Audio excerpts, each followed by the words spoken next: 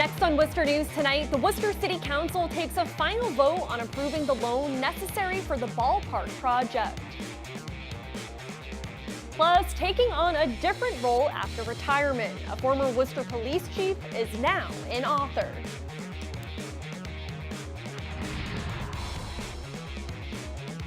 Good evening and thanks for joining us. I'm Olivia Lemon.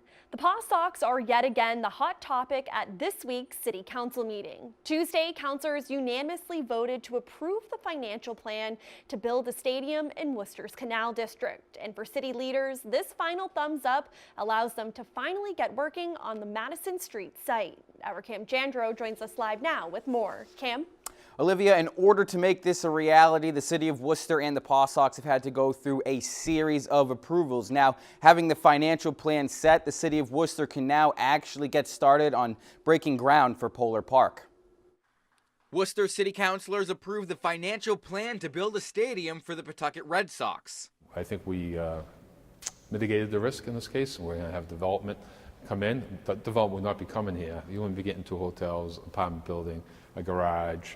The final thumbs up from council allows the city manager to borrow $100 million for the construction of the stadium. Mayor Joseph Petty says the city can now start getting ready for spring of 2021. Well, we need 50% of the ballpark built by January 2020. So it's only a year. If it snows a lot, it puts you behind a little bit. So I think everything we can get done quickly will be better. But not everyone is as optimistic as the city council about investing in the team's move to Worcester.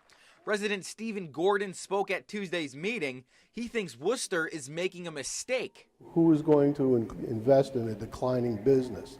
And they want a 10,000-seat stadium, and they're getting, right now, 5,300 people, and it appears to continue to decline. Gordon does not see Boston's AAA affiliate as a long-term winner for Worcester. I don't think this is going to last more than 5 years. This is a gamble, and it's with the taxpayers' money, and this goes south. You're going to see the real estate taxes go up to cover this bond. Construction is now tentatively set for July of 2019. Petty says the gamble is worth it. You don't want to pay extra taxes if you don't want to, but to get that ballpark here and the Red Sox organization, what's worth something, even if we had to pay something at the end of the day.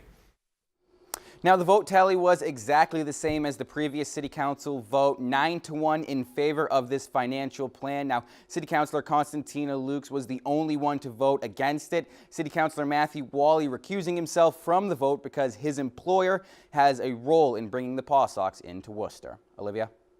All right, thank you, Cam. And the Pawtucket Red Sox are already selling Polar Park merchandise on their new website. The AAA baseball team is using its site, polarpark.com, asking for the public's input and ideas for the new stadium. But fans can also purchase items like t-shirts and custom-made baseballs with views of the city on it. City Councilor George Russell says it's a great way to get the city involved. They say that they want to make the field smell and taste like Worcester. And the website also includes the master plan for the park and frequently asked questions. The former owner of a Canal District restaurant now owns the building again after the person he sold it to was forced to give up the property. According to the Worcester Business Journal, Kevin Perry was convicted of drug and money laundering crimes in 2016. The U.S. government gave the building back to Jefferson Marion. He hopes to renovate the building and open the business under a new name. Marion previously owned the business for more than a decade. Even though summer may be over, there is still the risk of West Nile virus. The state's Department of Public Health says mosquitoes are attracted to standing water. DPH announced earlier this week the 25th human case of West Nile virus, which is up significantly from last year, which only saw 6 cases. Worcester's DPH says once we experience a major frost, cases will start to decline, but we are not in the clear yet. They're still the kind of bugs that like to be out at dawn and dusk, and the days are definitely getting shorter and people have less time to get out there. I know they want to get out there, but they're going out in the dark. And when you are, you're at risk. And DPH is reminding everyone to cover up and wear DEET while outside.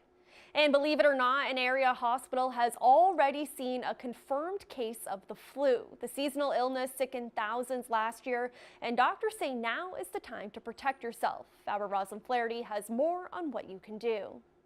Flu season is right around the corner, and doctors in central Massachusetts say the time to protect yourself is now. This is a really excellent time of year to try and get the flu vaccine. Dr. Dick Ellison works in the infectious disease department at UMass Memorial Medical Center.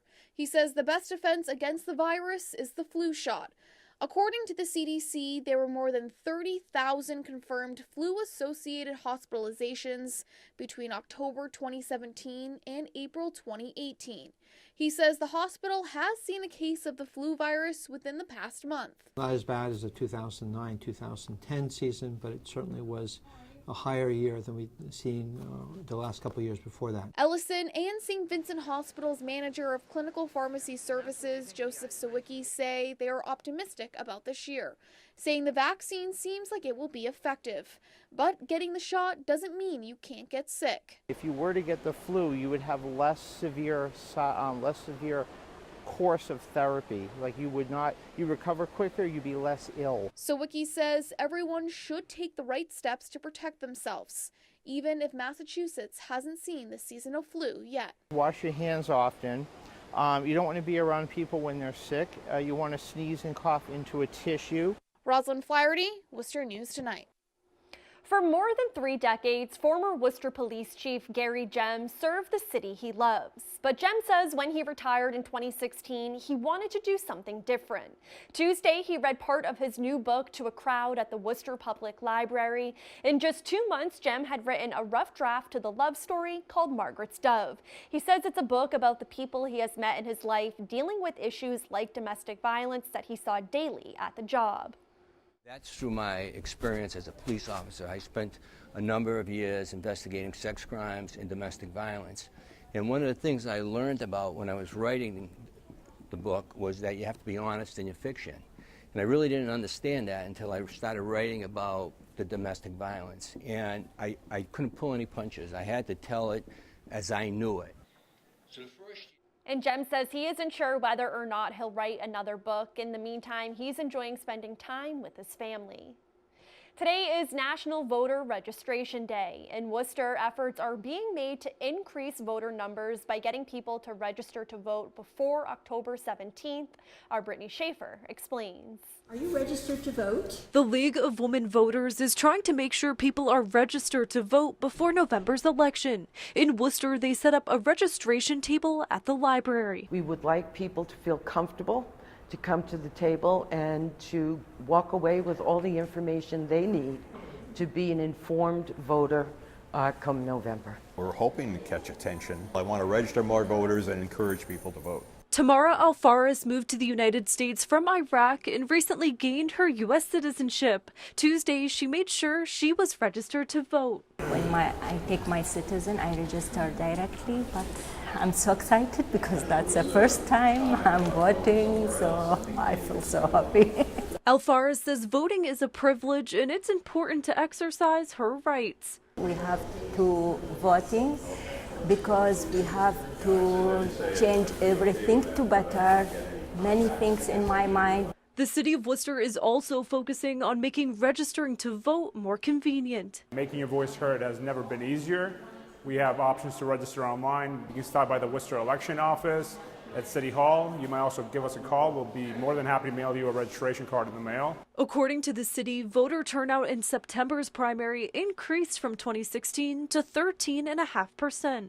The assistant city clerk says he hopes for higher numbers on November 6th, and National Voter Registration Day today has already made a difference. In the city of Worcester, we have a little over 110,000 registered voters, and just this morning we received over 100 registrations online through our Secretary of State online voter registration function. Making your voice heard is very important, especially we're coming up with the November election. The last day to register to vote is October 17th. The city says they'll be doing early voting again this year to increase participation and convenience. Brittany Schaefer, Worcester News Tonight.